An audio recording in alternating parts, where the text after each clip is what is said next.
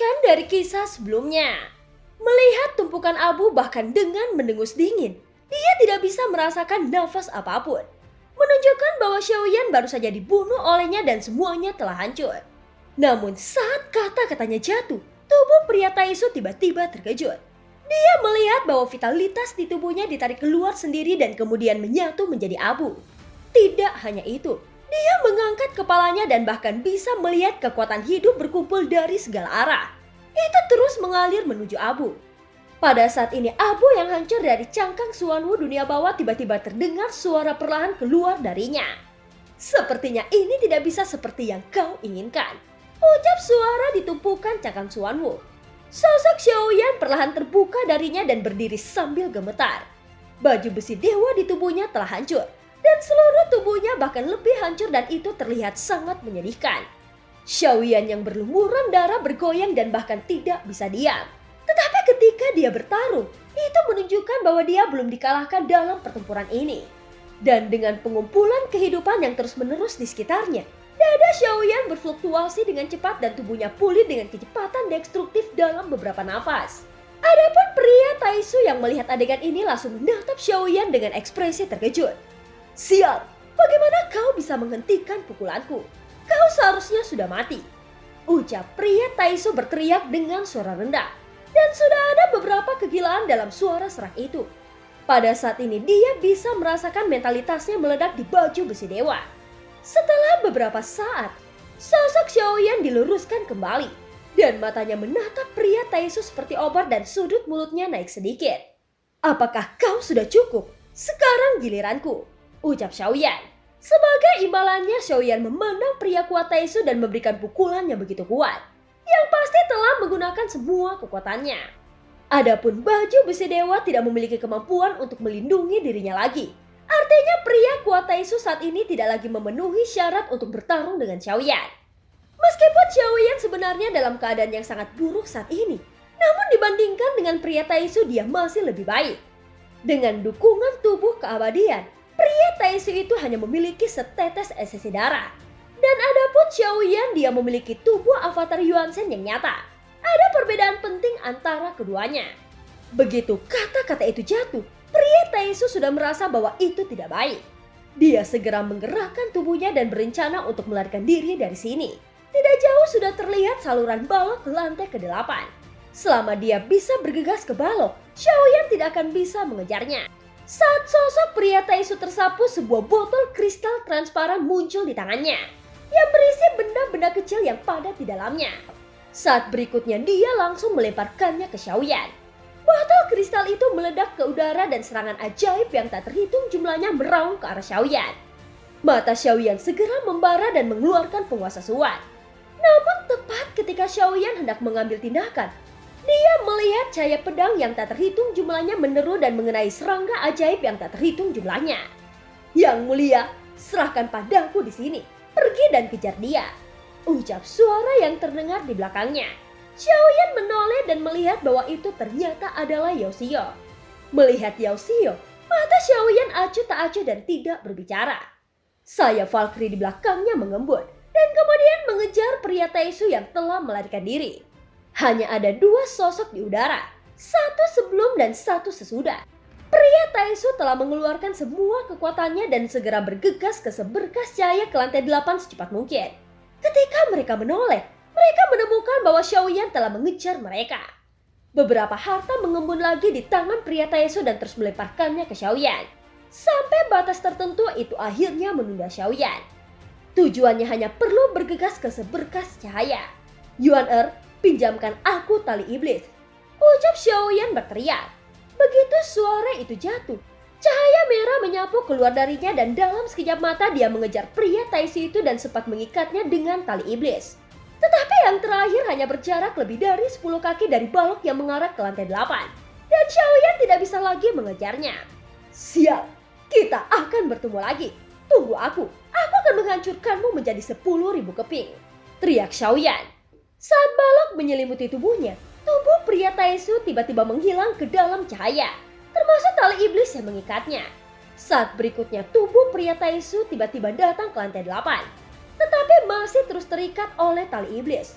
Dan pria kuat Taesu yang muncul di lantai 8 sepertinya tidak lagi bingung. Pertama dia tenang dan berkata perlahan, "Aku tahu bahwa kau adalah harta spiritual. Jika kau tidak ingin dihancurkan olehku, kirim aku pergi sekarang dan ikuti aku setelah itu." Ucap pria Taesu tidak secara paksa membebaskan dirinya. Bukan karena dia tidak ingin membebaskan diri, tetapi dia berada dalam keadaan yang sangat buruk saat ini. Lagi pula dalam baju besi dewa ini bisa melindunginya. Melihat Xiaoyan mengandung kekuatan keabadian dari teratai api, dan kekuatannya juga sangat ganas benar-benar di luar imajinasinya. Oleh karena itu ketika dia mati-matian memberikan pukulan terkuat terhadap Xiaoyan, dia juga menempatkan dirinya dalam situasi yang sangat berbahaya. Jika bukan karena perlindungan yang kuat dari baju besi dewa, dikhawatirkan dialah yang akan berubah menjadi abu dalam konfrontasi. Siap, sungguh luar biasa bahwa orang ini dapat bertahan hidup di bawah palu kehancuranku. Tidak heran 893 dan 927 jatuh ke tangan orang ini. Pasti mereka telah meremehkannya. Ucap pria Taesu memikirkannya. Tetapi ketika menyadari bahwa tali iblis itu tidak melepaskan dirinya, dia tiba-tiba sedikit marah dan berkata dengan marah, "Baik, jangan beri wajahmu dan jangan lepaskan." Ucap pria Taesu. Namun segel tali iblis masih belum bergerak. Mungkin rasanya pria Taesu saat ini tidak bisa lagi menimbulkan ancaman apapun terhadapnya, sehingga dia begitu merajalela. "Kau dan tuanmu telah berpisah, dan kesempatan untuk bisa mencapai level yang sama denganku sangat kecil.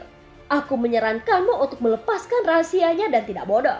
Ucap pria Taesu itu berulang kali membuka mulutnya untuk membujuk tali iblis.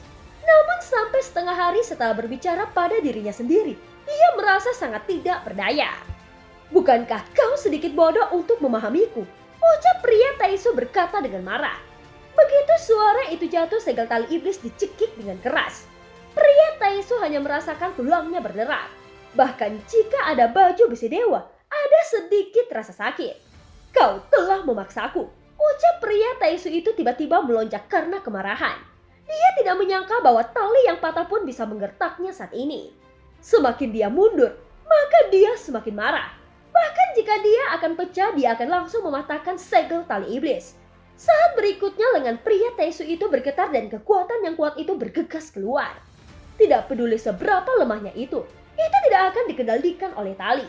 "Baiklah, sudah kubilang. Tuanmu tidak akan datang ke sini. Jika kau tidak mengerti, aku akan menghancurkanmu hari ini." Ucap pria Taesu. Pria Taesu langsung mendengus dingin. Saat ini dia tidak bisa terus terjerat oleh tali iblis ini. Pria Taesu itu terlihat seperti domba yang diikat. Untungnya ada beberapa kekuatan keabadian untuk cadangan darurat. Tetapi aku tidak menyangka itu akan digunakan pada tali yang putus. Ini benar-benar menyebalkan. Ucap pria Taesu berkata dengan marah. Setelah mengatakan itu, kekuatan keabadian mulai mengenai segel tali iblis. Dan pria Taesu yang terikat sampai mati juga perlahan-lahan dipatahkan. Pada saat kritis ini, segel tali iblis tiba-tiba mengendur dan dengan cepat melepaskan diri dari pria Taesu yang kuat. Setelah menemukan bahwa tali penyegel itu secara aktif dilonggarkan, pria Taesu itu sedikit tertegun sebelum mengangguk. "Bodoh, jika kau lepaskan lebih awal, maka tidak akan ada hal seperti itu. Jangan khawatir, aku akan memperlakukanmu dengan baik di masa depan." Ucap pria Taesu. Pada saat ini pria Taesu itu melihat ke arah segel tali iblis. Dan ketika dia mengangkat kepalanya, tubuhnya tiba-tiba membeku. Karena sesosok tiba-tiba muncul di depannya. Namun saat ini tidak ada baju besi dewa yang persis seperti dia. Namun penguasa Suan di tangannya membuatnya mengenalinya sekilas. Pria Taesu tiba-tiba terhuyung-huyung selama beberapa langkah. Dan sulit untuk menyembunyikan suara kejutan. "Sial, tidak mungkin. Kau memiliki kesempatan seperti itu. Bagaimana kau bisa mengejar ketinggalan?" Ucap pria Taesu terkejut. Saat ini Xiaoyan memegang penguasa Suan dan menatap dingin pada pria Taesu. Dia tidak akan melepaskan domba yang telah dia dapatkan. Bagaimanapun baju besi dewa dihancurkan olehnya. Jadi dia harus mengambil baju besi dewa untuk menembusnya. "Apakah kau percaya pada takdir?" Ucap suara dalam Xiaoyan perlahan keluar. "Aku percaya kau bajingan." Ucap suara kasar dari pria Taesu itu. Dan dia langsung cepat mundur ke ujung tanpa melihat ke belakang. Jelas dia tahu situasinya saat ini. Dan tidak mungkin untuk terus bertarung dengan Xiaoyan sama sekali. Pria ini kasar. Dia pasti dibunuh. Setelah Xiaoyan selesai berbicara, sayap Valkyrie di belakangnya mengembun dan menyapu pria Taesu yang melarikan diri dengan kuat dengan kecepatan yang sangat cepat. Pada saat ini kekuatan Taesu tiba-tiba menurun. Belum lagi segel tali iblis tersapu keluar lagi. Itu langsung mengikatnya lagi dan membiarkan kecepatannya turun lagi.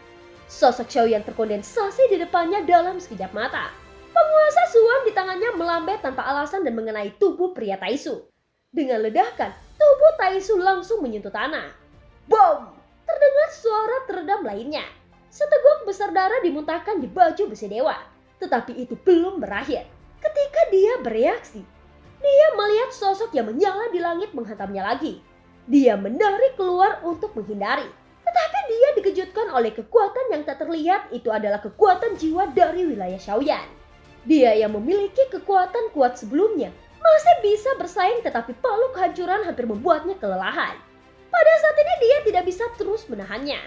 Oleh karena itu dia terkena dampak kekuatan jiwa Xiaoyan dan tubuhnya tiba-tiba mandek. Dan penguasa Suan yang terbungkus api besar juga diluncurkan dengan keras. Dong, dong, dong. Dengan suara teredam, suara api liar yang jatuh dari suara penguasa Suan yang diadu. Dan di ujung penguasa Suan itu adalah sosok bengkok pria Taesu. Jika bukan karena baju besi dewa, maka dikhawatirkan pukulan ini langsung mematahkan pinggangnya. Meskipun dia tidak langsung memombardirnya sampai mati, sudah ada darah yang mengalir keluar dari baju besi dewa. Pada saat ini kaki Xiaoyan melangkah berat di atas dadanya dan mengangkat penguasa Suan lagi dan memukul kepalanya. Setelah beberapa saat pelindung kepala menghilang, memperlihatkan wajah bengkok di bawah baju besi dewa. Fitur wajahnya dihancurkan oleh Xiaoyan yang terlihat sangat menyedihkan. Ini sedikit lebih kuat dari dua sebelumnya. Keabadian bintang 8. Ucap Xiaoyan memandang pria itu dengan dingin. Lalu menjulurkan telapak tangannya dan langsung menghancurkan kepalanya. Untuk makhluk keabadian yang bertarung, hampir tidak ada kemungkinan untuk bertahan hidup. Dan nyala api Xiaoyan melonjak dan membakar seluruh tubuhnya. Pada akhirnya hanya baju besi dewa yang berubah menjadi aliran cairan dan secara bertahap mengembun menjadi bola hitam bundar. Pria Taesu terkondensasi dan kemudian telapak tangan perlahan terentang ke bola hitam. Pada saat sentuhan, bola hitam berubah menjadi cairan dan dengan cepat mengembun. Baju besi dewa telah rusak dan suara jeritan dari pria Taesu terdengar menyedihkan. Tepatnya itu bukan untuk kondensasi ulang, tetapi untuk merebut baju besi dewa dari pria Taesu. Ketika Xiaoyan melihat ke bawah ke lengannya, nomornya tiba-tiba berubah lagi menjadi 841. Selama baju besi dewa menyerap baju besi dewa lain, maka jelas itu terus meningkat dan bisa diganti. Namun saat ini Xiaoyan sedikit mengerutkan keningnya, karena dia tidak merasakan jiwa orang yang telah dihancurkan olehnya. Seolah-olah tidak ada jiwa, tetapi Xiaoyan merasa ada yang salah. Tidak begitu banyak sehingga tidak ada jiwa, tetapi bahwa jiwa itu juga dihancurkan bersama ketika tubuh dihancurkan. Sialan, aku ceroboh, ucap Xiaoyan dengan marah. Dia tidak pernah berpikir bahwa jiwanya tidak bisa ditinggalkan. Dengan cara ini, tidak ada cara untuk mendapatkan lebih banyak informasi melalui pencarian jiwa. Tetapi Xiaoyan memiliki ide yang baru. Avatar Taesu sendiri lemah, sehingga keterampilan penggabungan tubuh dapat bertahan lama. Pada saat ini sosok Xiaoyan dan pria Taesu tumpang tindih pada saat berikutnya. Keduanya bergabung bersama. Baju besi dewa langsung menutupi seluruh tubuh Xiaoyan. Pikiran Xiaoyan bergerak dan menemukan bahwa ada juga banyak barang yang disimpan dalam baju besi dewa. Pada saat ini pikiran Xiaoyan bergerak dan dia melihat lengannya mengalir seperti cairan. Dan sebuah tombak panjang perlahan mengembun di tangannya. Dan tombak ini persis seperti senjata ampuh yang digunakan oleh pria Taesu sebelumnya. Melihat tombak di tangannya, Xiaoyan mengangkat alisnya sedikit. Dia tidak peduli dengan tombak ini. Tetapi dengan tombak ini, mungkin rencananya bisa lebih lancar. Yuan apakah ada orang lain dari pria Taesu di lantai ini? Ucap Xiaoyan langsung bertanya. Ratu berhenti sejenak seolah-olah dia telah membuka mata dewa. Seakan memiliki wawasan tentang seluruh lingkungan. Dan segera sedikit mengangguk. Suamiku, ada seorang pria yang akan pergi dari lantai 7 ke lantai 8. Aku bisa membiarkan dia menghindarimu. Sekarang kau tidak dalam kondisi yang baik. Tidak perlu terus berjuang. Ucap Ratu berkata perlahan kepada Xiaoyan sambil berpikir. Tidak, lebih baik membiarkan dia bertemu denganku. Ucap Xiaoyan berkata dengan tergesa-gesa. Dan Ratu sedikit tertegun. Tiba-tiba matanya yang indah menatap Xiaoyan sejenak. Dan kemudian dia menyadari apa yang Xiaoyan pikirkan. Melihat mata sang ratu, Xiaoyan tidak bisa menahan senyum pahit. Entah itu Ratu Kuil Kuno atau Ratu Chen Xianyuan, tidak ada gadis yang terhormat yang tidak berotak. Sebaliknya mereka cerdik dan halus, seolah-olah mereka dapat dengan cepat memahami banyak hal. Ya, itu semua tergantung pada suamiku, ucap Ratu mengangguk dan kata-katanya lembut dan menawan. Pada saat ini Xiaoyan tidak berlari ke timur dan barat, tetapi langsung menemukan ruang terbuka dan duduk. Dia mengeluarkan buah ajaib. Xiaoyan telah menghabiskan banyak pertempuran, dan dia menghabiskan semua sumber pada tubuhnya. Pada saat ini adalah saat yang tepat baginya untuk berlatih. Selain perjuangan putus asa Xiaoyan untuk menyelesaikan orang Taizhou secara langsung, ada juga perang. Dia membutuhkan sejumlah besar pertempuran yang kuat untuk merangsang dirinya sendiri. Hanya dengan cara ini, kemajuan lambat Xiaoyan akan terus meningkat. Satu persatu buah ajaib Wolua terus-menerus ditelan oleh Xiaoyan. Pada saat ini gas sumber energi murni di tubuh Xiaoyan juga pecah. Bintang-bintang sumber mengembun dengan gila dan telah mencapai 1,2 miliar yuan. Pada saat ini tidak akan memakan banyak waktu untuk menerobos menjadi 1,3 miliar. Ketika warisan gas energi Xiaoyan menembus menjadi 1,4 miliar, itu akan menerobos ke periode selanjutnya dari bintang 9. Sepertinya dia semakin dekat dengan keabadian, yang merupakan tujuan akhir dari perjalanan Xiaoyan. Scene berganti. Pada saat yang sama di lantai 7 ada sosok yang tampak sedikit linglung. Dia terus memperhatikan sekeliling dan akhirnya menunjukkan kehilangan. Oh tidak, sepertinya aku tidak bisa mengejarnya, ucap sosok kesepian yang ternyata adalah Senju yang telah ditinggalkan oleh Xiaoyan lebih awal. Tetapi selain Senju, ada satu lagi sekarang. Melihat ke langit yang mengarah ke lapisan ke-8 dari seberkas cahaya, Xiaoyan bahkan tidak melihat ke belakang ketika dia pergi. Dia bahkan tidak melihatnya, jadi dia meninggalkannya secara langsung. Yoshio sudah menemukan cara apa yang harus dilakukan untuk memohon belas kasihan kepada Xiaoyan.